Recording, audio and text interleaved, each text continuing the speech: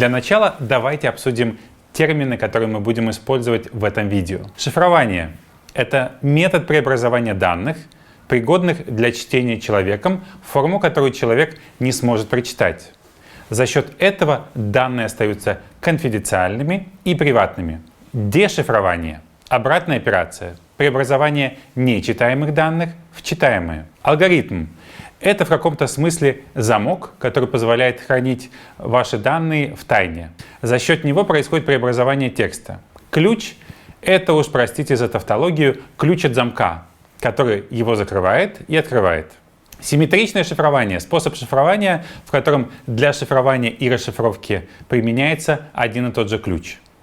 Асимметричное шифрование использует два разных ключа. Один для зашифровывания, который также называется открытый или публичный ключ, другой для расшифровывания, называется закрытый ключ. Соответственно, базовая задача шифрования — обеспечение конфиденциальности данных. Зачем и когда это нужно? Если у вас есть секретная и приватная информация, и вы хотите быть уверенным, что она останется приватной и секретной в любом случае, даже при потере, краже или конфискации устройства. Просто задумайтесь, что будет, если вы потеряете свой мобильный телефон, и злоумышленник получит доступ к устройству и сможет его разблокировать. Доступ к вашей почте, соцсетям, интернет-банкингу, коллекциям приватных фото и видео может стать общедоступным.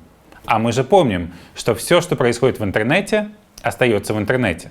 Поэтому для обеспечения безопасности ваших данных при хранении и передаче мы используем шифрование. Иногда мы даже об этом не знаем. Если нам нужно обеспечить безопасность данных на смартфоне или планшете, можно использовать устройство со встроенным шифрованием. Например, iPhone. В iPhone-устройствах все по умолчанию зашифровано, а в андроидах нужно убедиться, что функция шифрования есть в конкретно вашем устройстве. А на моем ноутбуке оно нужно? С компьютерами общие рекомендации такие. Надо использовать встроенный функционал полнодискового шифрования. В Apple это FileVault, в Windows BitLocker. К сожалению, в Windows функция шифрования доступна только в профессиональных версиях. Если опции встроенного шифрования нет, или вы не доверяете корпорациям, можно освоить бесплатные программы шифрования с открытым кодом. Программа с открытым кодом или open source — это продукт, создатели которого выкладывают всю написанную программу в общий доступ в интернете и не прячут в ней скрытых функций. Одна из таких программ-шифровальщиков — VeraCrypt. Она позволяет создавать шифрованные разделы, шифровать системные и несистемные диски целиком. Важно помнить, если мы принимаем решение использовать шифрование, то очень важно не забывать делать резервную копию всех данных, так как в случае повреждения зашифрованного диска данные будут безвозвратно утеряны.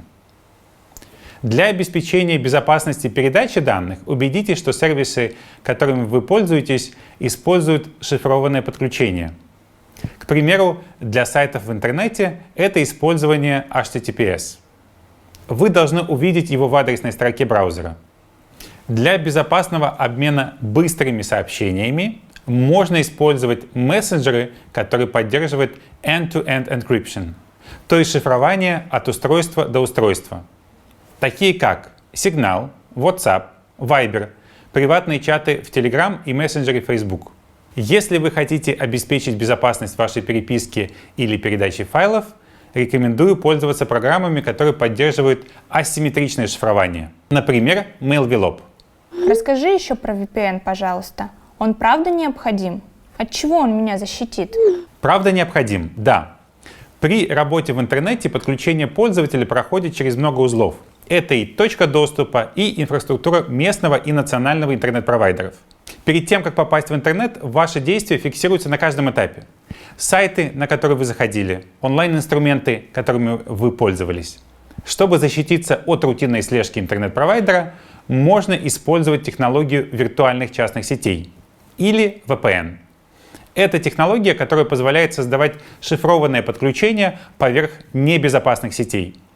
Правильно настроенный VPN шифрует весь трафик, и снаружи просто не видно, чем вы занимаетесь. Как это работает? Вы скачиваете VPN-клиент, создаете учетную запись и нажимаете кнопку «Включить», предварительно выбрав любимую страну как исходящий узел связи. Тогда, даже находясь в России, весь ваш трафик пойдет по шифрованному туннелю, например, в Испанию, а уж от имени испанского IP-адреса вы продолжите свое путешествие. Подведем итоги. Для шифрования смартфонов используем встроенное шифрование, но не забываем про сложные пароли.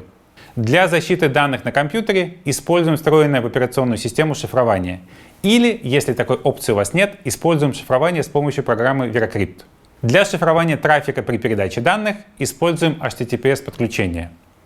Для защиты переписки в мессенджерах используем мессенджеры с шифрованием от устройства до устройства. При необходимости обезопасить свою переписку, MailVlop нам в помощь. А если нам нужно защитить свою интернет-активность, VPN в нашем распоряжении.